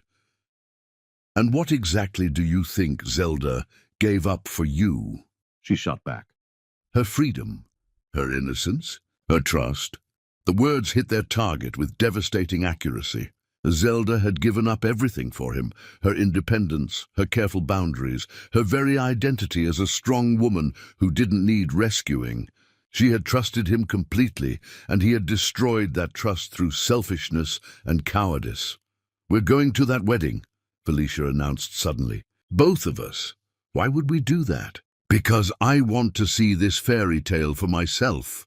I want to watch her realize that marrying wealth doesn't erase the past, doesn't make her worthy of the position she's stealing." "And what do you hope to accomplish?" "Nothing," Felicia said with a smile that didn't reach her eyes. I just want to be there when reality crashes down on her perfect little fantasy. When she realizes that people like us don't just disappear because she found herself a richer husband. As Brian drove home through the quiet streets, he wondered what exactly he hoped to accomplish by attending Zelda's wedding. Was it closure, some desperate hope for reconciliation? Or was it simply the need to witness the final chapter of their story, to see with his own eyes the life she had built from the ashes of their marriage? One thing was certain. Soon, he would sit in that cathedral and watch the woman he had abandoned marry a man who valued her in ways he had never learned to do. And perhaps, finally, he would understand the true magnitude of his loss. The invitation lay on his passenger seat, catching the light from passing street lamps like a beacon, pointing toward a reckoning he wasn't sure he was ready to face. But ready or not, it was coming, and with it would come the final accounting of all his choices, both the ones he had made and the ones he had failed to make when it mattered most. Chapter 10. The Climactic Confrontation and Final Triumph. The morning sun streamed through the stained glass windows of St. Patrick's Cathedral, painting rainbow prisms across the white marble floor as society's most influential figures took their seats for what the newspapers had already declared the wedding of the decade. Senators sat beside university presidents. Hospital board members shared pews with international diplomats. And the soft murmur of conversations created a backdrop of anticipation that seemed to make the very air vibrate with importance. In the bride's preparation room, Zelda stood before an antique mirror wearing a gown that seemed spun from moonlight and dreams. The ivory silk flowed around her like liquid starlight, and the antique lace veil, a Rooney family heirloom worn by generations of brides, crowned her dark hair like a benediction. At her feet, Grace toddled around in a miniature version of the gown, her flower girl dress making her look like a tiny angel. "You look like a queen," Sarah whispered, her eyes bright with tears of joy. Mama would have been so proud. "I feel like I'm living someone else's life," Zelda admitted, her hands trembling slightly as she adjusted her necklace, a simple strand of pearls that had belonged to Tim's grandmother. "Months ago I was delivering my baby alone, and now you're marrying the most respected man in the country," Sarah finished firmly, "because you deserve every bit of happiness that's coming to you." Outside the preparation room, the cathedral had filled to capacity. Camera flashes sparkled like stars as photographers documented the arrival of each distinguished guest. The mayor of the city sat in a prominent row, flanked by senators whose healthcare legislation had been influenced by Rooney Foundation research. University chancellors, medical pioneers, and philanthropic leaders filled the pews, their presence a testament to the groom's extraordinary standing in society. "Have you ever seen anything like this?" whispered Dr. Martinez to her companion as they observed the gathering. "It's like a summit of everyone who matters in medicine and public service." "Timothy Rooney could have married royalty," came the reply. "The fact that he chose a nurse who built her life from nothing. It says everything about both of them." Several rose from the back. Brian Armstrong sat beside Felicia Phillips, both of them dressed in their finest attire, but looking increasingly out of place among the genuinely powerful people surrounding them. Brian's expensive suit, which had once made him feel sophisticated and successful, now seemed shabby compared to the understated elegance of the true elite around them. "I can't believe she managed to fool him," Felicia hissed under her breath, her green eyes scanning the cathedral with growing agitation. "Look at these people, Brian. This is where I belong, not some nobody nurse who got pregnant and played victim." "Keep your voice down," Brian muttered. Though his own discomfort was evident, every conversation he overheard seemed to reference medical breakthroughs, charitable initiatives, or policy changes that had touched millions of lives. These weren't people who had bought their way into society. They had earned their positions through service and sacrifice. The bride has been an inspiration to single mothers everywhere. He heard a woman behind them saying, working full-time as a nurse while raising her daughter alone, and now she's promised to expand the children's healthcare advocacy program. She's remarkable. And Dr. Rooney, her companion replied, my grandson's life was saved by a surgical technique he pioneered. When I heard he was marrying the nurse who helped care for pediatric patients at Metropolitan General, I knew it was a love story for the ages. Felicia's face was growing paler with each overheard comment, each glowing reference to the bride's character and accomplishments. This wasn't the narrative she had constructed in her mind, the desperate woman clinging to any man who would have her. This was a woman who had built respect and admiration through her own actions, who was beloved not for her beauty or cunning, but for her genuine service to others. The organ's triumphant notes suddenly filled the cathedral, and every head turned toward the doors at the back of the nave. The wedding procession began with a parade of children from the hospital's pediatric ward, each one walking carefully down the aisle, carrying single white roses, patients whose lives had been touched by both the bride's nursing care and the groom's medical innovations. Grace appeared next, her tiny hands gripping a basket of rose petals that she scattered with the serious concentration of someone entrusted with a vital mission. When she spotted Tim waiting at the altar, her face lit up with pure joy, and she abandoned her careful walk to run toward him with arms outstretched. "Daddy," she called out clearly, her voice carrying through the cathedral's acoustics. Tim caught her with ease, lifting her high enough to kiss her cheek before settling her in the arms of his sister, who would hold her during the ceremony. The collective awe from the congregation was audible, and several society photographers captured the moment that would grace magazine covers for weeks to come. Then the bride appeared. The entire cathedral seemed to hold its breath as Zelda glided down the aisle, her beauty transcendent but somehow secondary to the radiance that seemed to emanate from within. She moved with a grace that spoke of inner strength rather than practiced elegance. Her eyes locked on Tim's face with a love so pure and obvious that even the most cynical observers felt their hearts stir. "My God," Brian breathed, his words barely audible even to himself.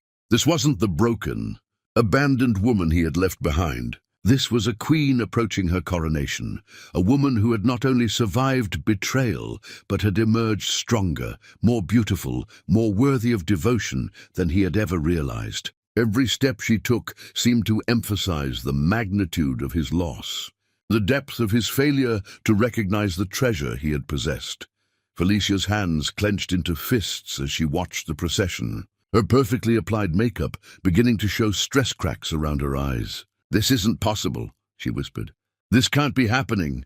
When Zelda reached the altar, Tim took her hands with a reverence that spoke of worship rather than mere affection. The officiant, a bishop whose presence indicated the ceremony's spiritual as well as social significance, began the service with words about love transcending earthly concerns, about partnerships that served purposes greater than individual happiness. "Dearly beloved," in the bishop's voice carried clearly through the cathedral, "we are gathered here today to witness the union of two souls who have found in each other not just love, but purpose.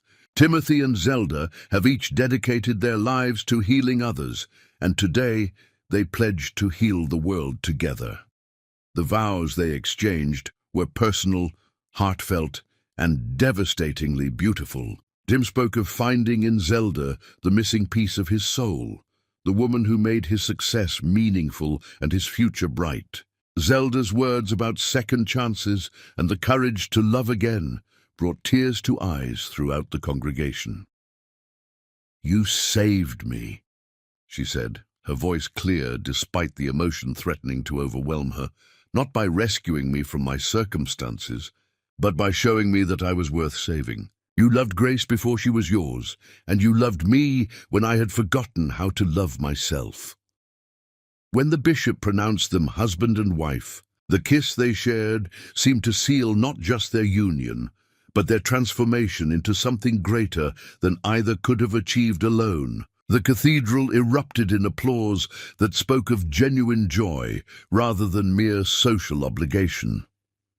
As the recessional began and the newly married couple prepared to walk back down the aisle, Felicia suddenly stood up, her movement sharp and violent enough to draw attention from several nearby guests. The elegant composure she had maintained throughout the ceremony finally cracked under the weight of witnessing Zelda's ultimate triumph. "I can't," she said, her voice cracking with barely controlled hysteria. "I can't watch this anymore." The guests nearest to her turned in alarm, sensing the disturbance rippling through the sacred atmosphere of the cathedral. Murmurs began to spread as people craned their necks to see what was happening. The peaceful conclusion of the ceremony suddenly disrupted by an unexpected drama. "Felicia, sit down," Brian hissed, grabbing her arm. "No!" She yanked away from him, her voice rising dangerously. "This is wrong. This is all wrong. She doesn't deserve this."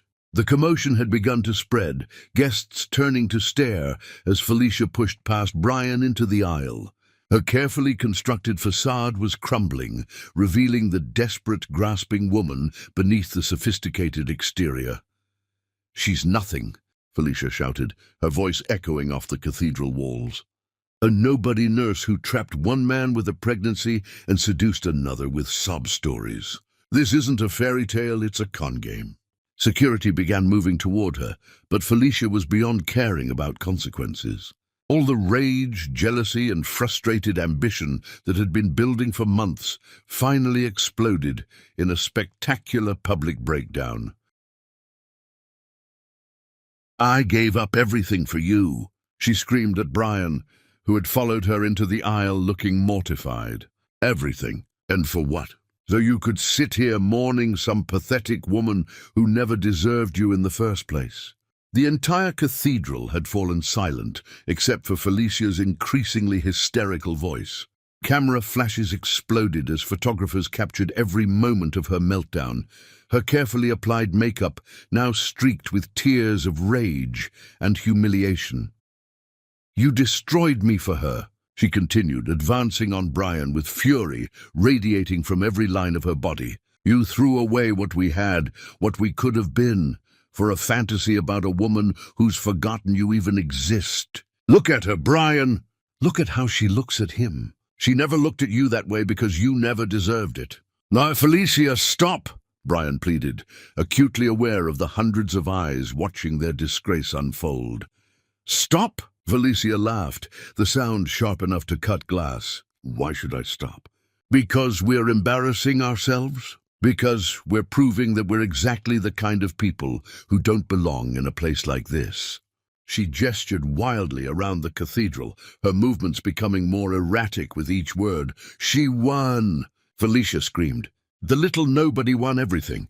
She has the man, the wealth, the respect, the perfect family. And what do we have? What do we have to show for destroying her life?" Her hand came up without warning, connecting with Brian's cheek in a slap that cracked through the cathedral like a gunshot. The force of it staggered him, leaving a vivid red handprint on his face as gasps echoed from the shocked congregation. "You betrayed her, you betrayed me, and now you've lost everything," Felicia shrieked, her voice breaking with the force of her emotion. "She's a queen now, and you're nothing but dust beneath her feet. We're both nothing." Security finally reached them, gently but firmly, escorting the sobbing, ranting woman from the cathedral as she continued to scream about injustice and betrayal. Her voice echoed off the ancient stones, even as she was led away, a final desperate protest against a reality she could not accept. Brian followed, his face burning with shame and humiliation, unable to meet the eyes of anyone around him. The man who had once commanded respect now found himself the object of pity and disgust, his public humiliation complete. Several guests reached for their phones, the shocking scene too dramatic to ignore, while others simply stared in stunned silence at the unprecedented display of raw emotion and desperation that had just unfolded in one of the city's most sacred spaces.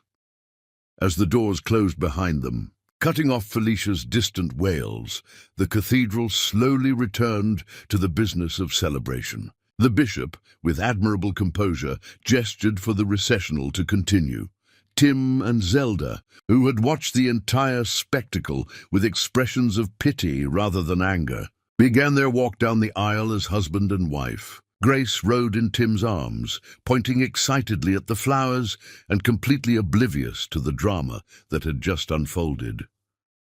"Are you all right?" Tim asked quietly as they walked. "I'm perfect," Zelda replied, and the serenity in her voice proved she meant it completely.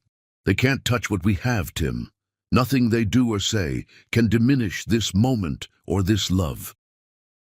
As they reached the cathedral doors and stepped into the sunlight, flashbulbs exploded like fireworks, documenting their emergence as one of society's most powerful and respected couples. The reception would host presidents and prime ministers. Their honeymoon would be covered by international media, and their marriage would be studied as an example of love conquering adversity.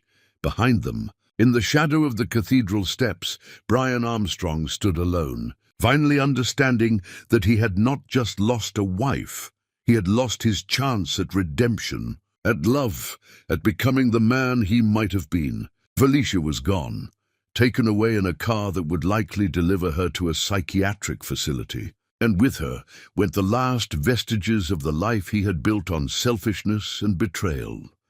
As the Rooney wedding party swept away in a procession of luxury vehicles toward their celebration, Brian remained on the empty steps, a man who had gambled everything on his own worst instincts and lost more than he had ever imagined possible. The woman he had abandoned had indeed become a queen, while he had proven himself to be exactly what Felicia had called him in her moment of devastating clarity, nothing but dust beneath her feet.